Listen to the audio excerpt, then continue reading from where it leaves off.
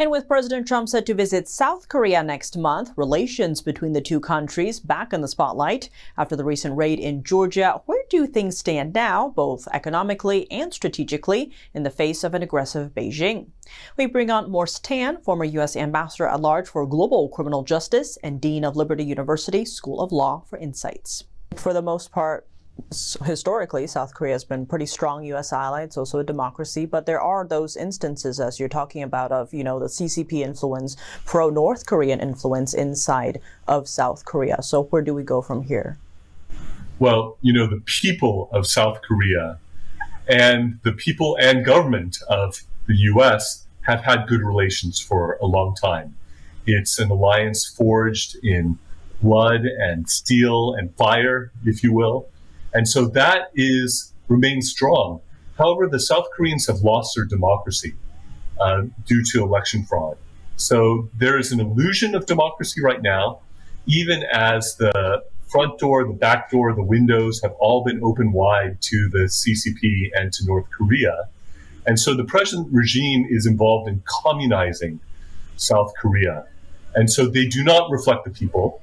They do not reflect the good relationship that has been there. They are anti-American. If you look at the Lee Jae-myung, what he's said and done over a lifetime, and what the people that he's putting in, these are anti-American people.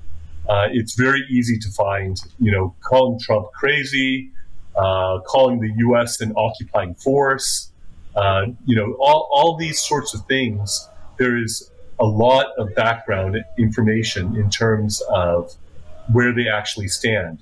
And so as the Trump administration increasingly becomes aware of this, I think for the sake of the people of Korea, there has to be an addressing of the leftist seizing of the key levers of power and influence and authority in South Korea.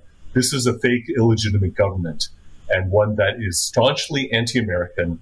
And I'm glad that the Trump administration is becoming increasingly aware of this and is starting to take action along these lines. Of course, we lightly touch on the economic angle between the two, right? There's hundreds of billions of dollars so far promised in investments, including some from Hyundai itself. That was about $26 billion from Hyundai Motor. Now, in terms of more broadly, though, there's also a security angle here, because currently there's actually U.S. troops alongside South Koreans and Japanese doing joint drills. That, of course, is in the face of increasing aggression and belligerence from Communist China, but also North Korea in the region. How do you see these countries working together more in the face of that growing threat?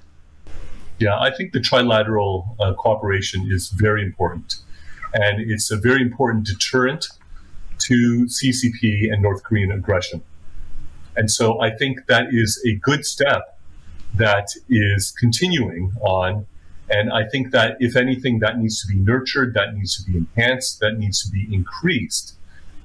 And so I think President Trump and the Trump administration need to try to, if anything, expand that and see what the Lee Jae-myung administration tries to do in potentially resisting that, undermining that, or even potentially at some point cutting that off. But it's very important. It's a very good thing that there is that trilateral cooperation. It should be increased, strengthened, and enhanced. Well, Ambassador Morse Tan, as always, thank you so much for joining us. Glad to join you.